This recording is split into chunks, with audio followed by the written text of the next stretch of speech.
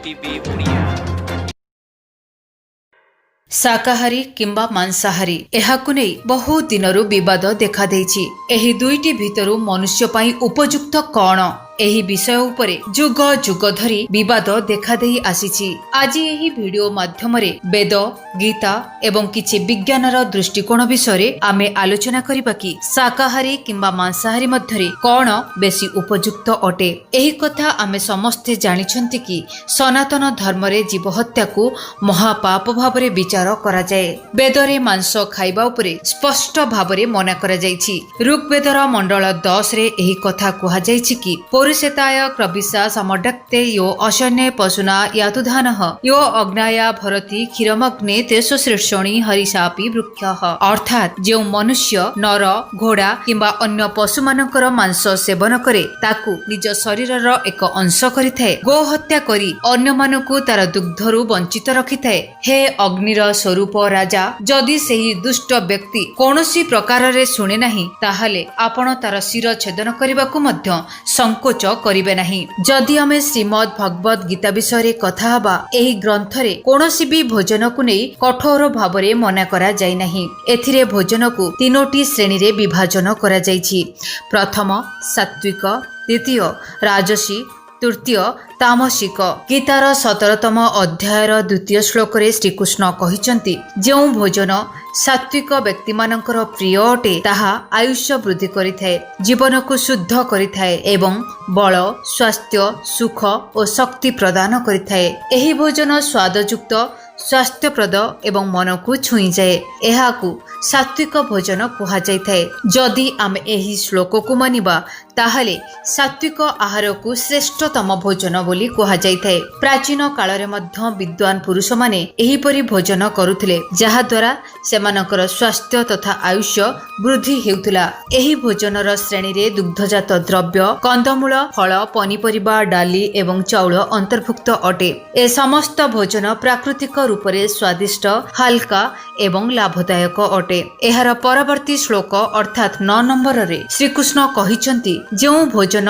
गरिष्ठ, खट्टा, लुणिया, बहुत गरम, राग मसला युक्त ताहा कष्टकर, दुखदायक, चिंता एवं रोग को उत्पन्न करिथाए। एही भोजन करुथिबा व्यक्ति राजसी पुरुषंकर प्रिय अटे। एही भोजन श्रेणी रे भोजन निजर मूल अस्तित्व को नष्ट करी उपभोग रे पालटी जाइथाए। एही भोजन रे मनुष्य निजर भोक निवारण पई नुह बरं निजर इच्छा को शांत करिबा पई खाद्य खाइथाए। एभली भोजन खाइबाकू तो अत्यधिक स्वादिष्ट हेइथाए, किंतु एहार परिणाम बहुत खराब अटे। एभली भोजन खराब स्वास्थ्य को खोला खोली भावरे आमंत्रण करिथाए। परवर्ती श्लोक अर्थात श्लोक संख्या 10 रे श्रीकृष्ण कहिसंती, जो भोजन अधा सिजा, स्वादहीन, दुर्गंधयुक्त, बासी एवं अपरिष्कार अटे एवं जहा अपवित्र मध्य अटे, सेही भोजन तामस व्यक्ति मानकर प्रिय अटे तथा सेही भोजन तामसिक अटे।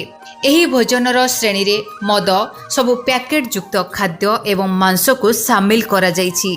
तेबे एही सबु कथार अर्थ हैला कि आमको आम उपरे ही निर्भर करे कि आमे की प्रकार भोजन करबा को चाहंती। आमे सबु भोजन विषय जानिले एवं तार परिणाम विषय मध्य जानिले। एबे एहा आम उपरे निर्भर करे कि आमे केउ प्रकार भोजन करबा को पसंद करिबा। सनातन धर्म रे कुहा जाइछि, जेमिति अन्न भोजन करिबा सेमिति चिंताधारा हेबो।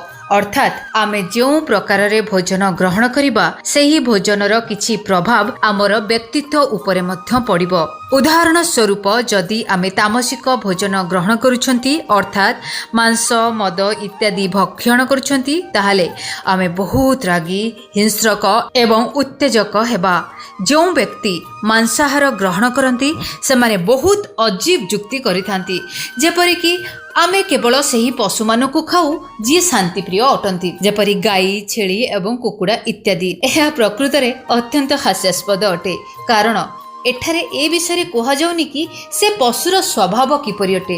ଏଠାରେ କଥା ଉଠୁଛି କି ମରିବା ପୂର୍ବରୁ ସେ ପଶୁର ମନ ଭିତରେ କଣ ସବୁ ଭାବନା ଆସିଥିଲା। ଆମେ ସମସ୍ତେ ଜାଣିଛନ୍ତି କି କଂସେଇଖାନାରେ କଣ ହୁଏ। କେହି ବି ପଶୁ ମୃତ୍ୟୁ ପୂର୍ବରୁ ଏକଥା ଅବଶ୍ୟ ଜାଣିପାରେ କି ଏବେ ତାକୁ ମରାଯିବ।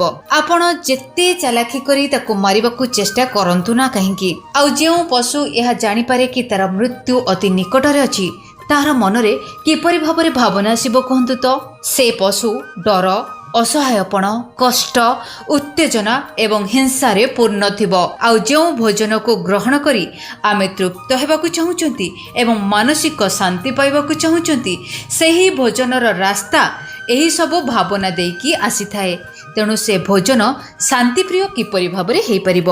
ଘୃଣା, କପଟ, ଡର, ଉତ୍ତେଜନା, ହିଂସା ଏସବୁର ଘଟଣାକ୍ରମ ପରେ ଯେତେବେଳେ ସେ ପଶୁକୁ ମାରି ଦିଆଯାଏ ଏବଂ ସେ ଆମର ପ୍ଲେଟ୍ ଉପରେ ବଢ଼ାଯାଏ, ଆଉ ଆମେ କଥା ହୁଅନ୍ତି ଖାଦ୍ୟ ଦ୍ୱାରା ତୃପ୍ତ ହେବାକୁ, ମାନସିକ ରୂପରେ ଶାନ୍ତି ପାଇବାକୁ ଏବଂ କିଛି ପ୍ରୋଟିନ୍ ଏବଂ ହେଲ୍ଥ ଉପରେ, ଏହା କୌଣସି ବି ଦିଗରୁ ମ୍ୟାଚ୍ କରେ ନାହିଁ। ଯଦି ଆମେ ଅନ୍ୟ ଧର୍ମ ବିଷୟରେ କଥା ହେବା, ତାହେଲେ ସନାତନ ଧର୍ମ ପରି ଏମିତି ଅନେକ ଧର୍ମ ଅଛି ଯେ ଶାକାହାରକୁ ଗୁରୁତ୍ୱ ଦିଅନ୍ତି।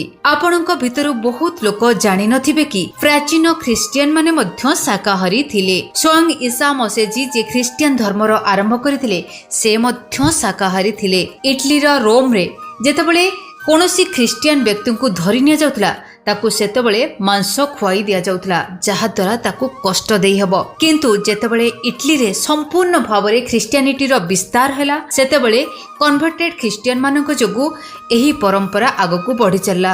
ଆଉ ଆଜି ପର୍ଯ୍ୟନ୍ତ ଏହା ବଢ଼ି ଆସିଛି କି ଖ୍ରୀଷ୍ଟିଆନ ମାନେ ମଧ୍ୟ ମାଂସ ଖାଉଛନ୍ତି। ଯେଉଁଠି ପ୍ରାଚୀନ ଖ୍ରୀଷ୍ଟିଆନ ମାନେ ଶାକାହାରୀ ଥିଲେ, ଏହା ସହିତ ଯଦି ଆମେ କଥା ହେବା ବୌଦ୍ଧ ଧର୍ମ ବିଷୟରେ, ସ୍ୱୟଂ ଗୌତମ ବୁଦ୍ଧ ମଧ୍ୟ ଶାକାହାରୀ ଥିଲେ, ଯିଏ ବୁଦ୍ଧିଜିମ୍ର ଆରମ୍ଭ କରିଥିଲେ ଏବଂ ଏର୍ଲି ବୁଦ୍ଧିଷ୍ଟ ମାନେ ମଧ୍ୟ ଶାକାହାରୀ ଥିଲେ। ଭଗବାନ ମହାବୀରଙ୍କ ବିଷୟରେ ତ ଆମେ ଭଲ ଭାବରେ ଜାଣିଛନ୍ତି କି ସେ ଅହିଂସାର ପରମ ପୂଜାରୀ ଥିଲେ। ଆମେ ସମସ୍ତେ ବହୁତ ଭଲ ଭାବରେ ଜାଣିଛନ୍ତି କି ମାଂସ ବହୁତ ଜଲ୍ଦି ସଢ଼ି ଯାଇଥାଏ। ଏହାର କାରଣ ଅଟେ କି ଯେଉଁ ପଶୁମାନେ ମାଂସାହାରୀ ଅଟନ୍ତି, ତାଙ୍କର ଇଣ୍ଟେଷ୍ଟାଇନ୍ ବହୁତ ଛୋଟ ଥାଏ, ଯାହାଦ୍ୱାରା ସେ ମାଂସ ଜଲ୍ଦି ୱେଷ୍ଟ ପ୍ରଡକ୍ଟ ଭାବରେ ବାହାରକୁ ଆସିପାରିବ।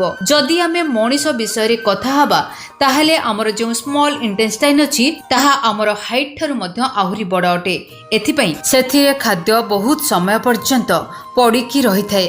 ଯଦି ଆମେ ମାଂସର ଭକ୍ଷଣ କରନ୍ତି, ତାହେଲେ ସେହି ମାଂସ ଆମର ଇଣ୍ଟେଷ୍ଟାଇନ୍ରେ ବହୁତ ସମୟ ପର୍ଯ୍ୟନ୍ତ ରହିଯାଏ। ଏହି କାରଣ ଯୋଗୁଁ ଏହା ସଢ଼ିବା ଆରମ୍ଭ କରିଦିଏ। ଏହାଦ୍ୱାରା ଆମେ ଏହା ବୁଝିପାରୁଛନ୍ତି କି ମାଂସ ମଣିଷମାନଙ୍କ ପାଇଁ ଆଦୌ ଉଚିତ ନୁହଁ। ଏହା କେବଳ ଜଙ୍ଗଲୀ ମାଂସାହାରୀ ଜୀବମାନଙ୍କ ପାଇଁ ହିଁ ଅଟେ। ଆଉ ଯଦି ଆମର ବୈଜ୍ଞାନିକ ଦୃଷ୍ଟିକୋଣରୁ ଦେଖିବା, ଶାକାହାରୀମାନେ ମାଂସାହାରୀଙ୍କ ଠାରୁ ଅଧିକ ଭଲ ଅଟନ୍ତି। ଆମେରିକାର ଏକାଡେମୀ ଅଫ ସାଇନ୍ସର ରିପୋର୍ଟ ଅନୁସାରେ ଯଦି ଆମେ ଶାକାହାରକୁ ନିଜର ଭୋଜନରେ ଅଧିକ ମାତ୍ରାରେ ସାମିଲ କରିବା, ତାହେଲେ ତା ଦ୍ୱାରା ଦୁନିଆରେ ହେଉଥିବା 50 ଲକ୍ଷ ମୃତ୍ୟୁକୁ ମଧ୍ୟ ରୋକାଯାଇ ପାରିବ।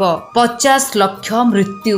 ଆଉ ଯଦି ଆମେ ମାଂସାହାରର ଭକ୍ଷଣ କମ୍ କରିବା, ତାହେଲେ ଏହାଦ୍ୱାରା ଗ୍ରୀନ୍ ହାଉସ୍ ଇଫେକ୍ଟରେ ମଧ୍ୟ କମ୍ କରାଯାଇ ପାରିବ।